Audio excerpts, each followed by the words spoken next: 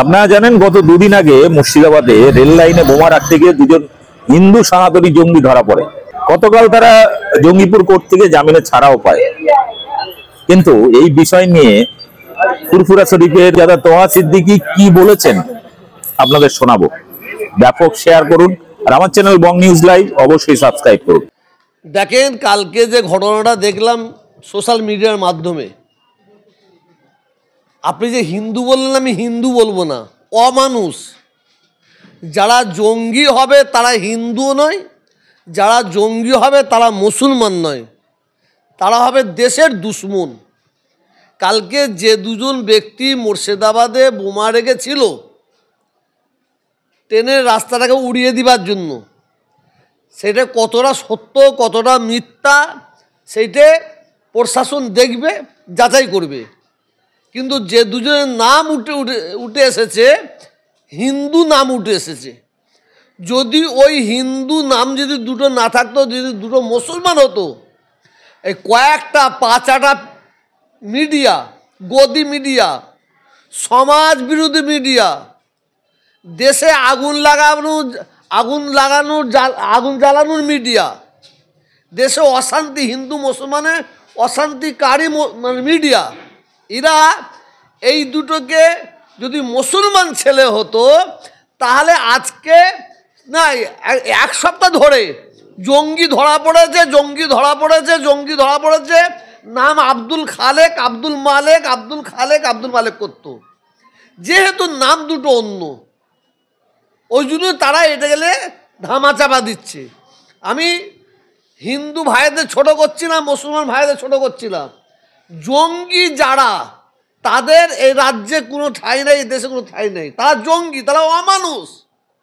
আমি আজকে শুনলাম ক্যানিংয়ে জঙ্গি ধরা পড়েছে, একজন মুসলিম নাম উঠেছে। সেইটাকে নিয়ে যে যা পাচ্ছে করছে, যেমনভাবে বলে বাজাচ্ছে। কিন্তু সেখানে বলছে কি জানেন, সেখানে বলছে সন্দেহ করে ধরা হয়েছে, জঙ্গি নয়, জঙ্গি বলে ধরা হয়েছে। কিন্তু মিডিয়াগুলো এরা আগে থাকতেই জঙ্গি স্ট্যাম্প দিয়ে দিয়েছে। যারা প্রশাসনের লোক তারা এখন পর্যন্ত ব্যক্ত করেনি যে এরা জঙ্গি সন্দেহ ভাজন বলে ধরেছে। কিন্তু খুব মজার জিনিস, আমাদের কিছু গদি মিডিয়া আছে, পাঁচাটা মিডিয়া আছে, কিছু দেশের দুশ্মন মিডিয়া আছে। এরা আমাদের দেশে বসবাস করলে কি হবে, দেশের মিডিয়া হলে কি হবে, আমার মনে হয় কোনো দেশের জন্য এরা বড় কাজ করছে আমার মনে হচ্ছে। এরা কিন্তু জঙ্গি বলে স্ট্যাম্প দিচ্ছে, কাউকে মৌলবাদ বলে স্ট্যাম্প দিচ্ছে, কাউকে সমাজ বিরোধী বলে স্ট্যাম্প দিচ্ছে। প্রশাসন ধরেছে, প্রশাসন দেখবে, যদি জঙ্গি হয় তার কঠোর শাস্তি দাবি করছি। আমি কেন, প্রত্যেকটা ভারতবাসীর ভারতবাসীর কঠোর দাবি চাওয়া উচিত বলে মনে করি। কিন্তু জঙ্গি এখন পর্যন্ত প্রশাসন বলেনি, সন্দেহ করে ধরেছে। কিছুদিন আগে আরামবাগে একটা ছেলেকে জঙ্গি সন্দেহ বলে প্রশাসন নিয়ে গিয়েছিল, পাকিস্তানের গুপ্তচর বলে, পাকিস্তানের সঙ্গে যোগাযোগ আছে বলে নিয়ে গিয়েছিল। আমি আরামবাগে ফোন করলাম, করে জানলাম ব্যাপারটা কি একটু বলো তো। বলে যে হুজুর নিয়ে গিয়েছিল, ছেলেটা খুব গরিব ঘরের ছেলে, খুব মেধাবী ছেলেটাকে নিয়ে যাওয়ার পরে প্রশাসনের মানুষ তাদের জিজ্ঞাসা করে নিয়ে দেখেছে না, এটা এই অন্যায় করে না, এটা ভুল তথ্য বলে তাকে ছেড়ে দেওয়া হয়েছে। এই পাঁচাটা মিডিয়া, এই গদি মিডিয়া এইটা কিন্তু একবার প্রকাশ করে দেয় যে তাকে জঙ্গি বলে ধরা হয়েছিল, তাকে আবার ছেড়ে দেওয়া হয়েছে, সে জঙ্গি নাই বলে একবার প্রচার করে দেয়। যেহেতু মুসলমান নাম, এরা আমাদের ভারতবর্ষের মধ্যে, বাংলার মধ্যে শুধু একটা জিনিস মানুষের মাথায় ঢুকাতে চাইছে, মুসলমান মানেই জঙ্গি, মুসলমান মানেই সমাজ বিরোধী, মুসলমান মানেই মৌলবাদী। কিন্তু আজকে ভারতবর্ষের মানুষ জেনে গেছে, ভারতবর্ষের মানুষ জেনে গেছে কয়েকটা চ্যানেল আছে, এই চ্যানেলটা মানেই জঙ্গি, এই চ্যানেল মানেই মৌলবাদী, এই চ্যানেল মানে হচ্ছে সমাজ বিরোধী, আর এই চ্যানেল মানে হিন্দু মুসলমানের মধ্যে দাঙ্গা লাগানো একটা চক্রান্তকারী, এটা জেনে গেছে। অতএব এদের খবরে কোনো মূল্য নাই। আমি আবার বলছি, যারা জঙ্গি হবে তারা মুসলমান নয়, যারা জঙ্গি হবে তারা হিন্দু নয়, যারা জঙ্গি হবে তারা খ্রিস্টান নয়। জঙ্গি জঙ্গি, জঙ্গির কোনো জাত নাই। কিন্তু যারা প্রশাসনের মানুষ যাদের জঙ্গি সন্দেহ করে ধরে নিয়ে যাচ্ছে, তাদের পরে পরবর্তীতে ছেড়ে দেওয়া হচ্ছে, সেইটাকে কিন্তু এই পাঁচাটা মিডিয়ারা বলছে না। এরা মুসলমানদের একটা মাথা হ্যাট করার জন্য, মুসলমানদের বদনাম করার জন্য, এরা মুসলমানদের যখন নিয়ে যাবে সন্দেহ করে, এই জঙ্গি ধরা পড়েছে, এই আব্দুল খালেক, আব্দুল মালেক, আব্দুল জব্বার ধরা পড়েছে, এইমাত্র ধরা পড়েছে, এইমাত্র ধরা পড়েছে।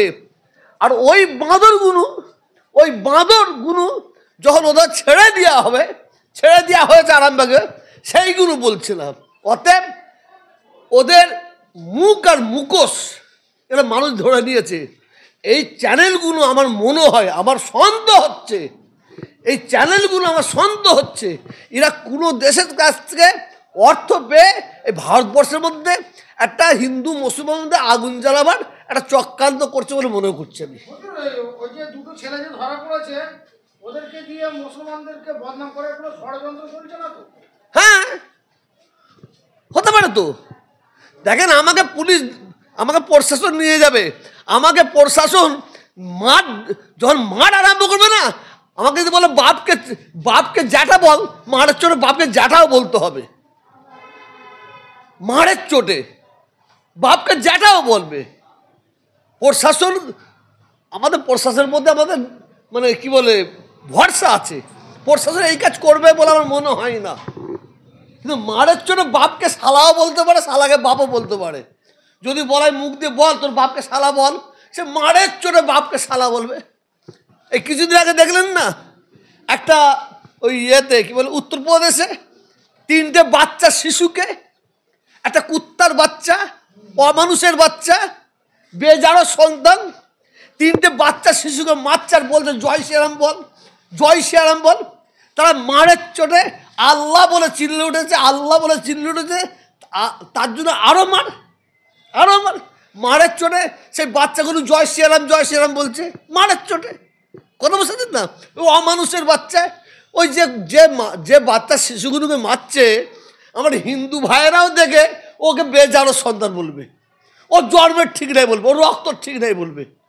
কথা বুঝলেন না?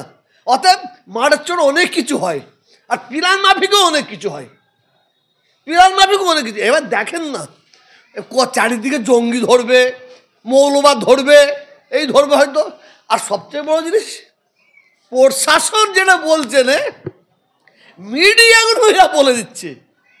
প্রশাসন এখন পর্যন্ত বলল নি এই ছেলেটা জঙ্গি, সন্দেহভাজন, সন্দেহ করে দিয়ে যাচ্ছে। আর এরা জঙ্গি ধরা পড়েছে, জঙ্গি ধরা পড়েছে। হ্যাঁ, বাঁদরের মতো লাফাচ্ছে, বাঁদরের মতো লাফাচ্ছে আর করছে, জঙ্গি ধরা পড়েছে। আমি ফের বলছি, এদের এই কয়েকটা চ্যানেলের প্ল্যান হচ্ছে, একটার পর একটা দেখছে এরা আগুন লাগাবার চেষ্টা করছে, এইটা ব্যর্থ হয়েছে। আর একটা ইস্যু ধরে আবার আগুন লাগাবার চেষ্টা করছে, ও তো ব্যর্থ হচ্ছে। আর একটা ইস্যু ধরে আগুন লাগাবার প্ল্যান করছে, এরা ব্যর্থ হচ্ছে। তো এদের কাজই হচ্ছে যতক্ষণ না হিন্দু মুসলমানের মধ্যে দাঙ্গা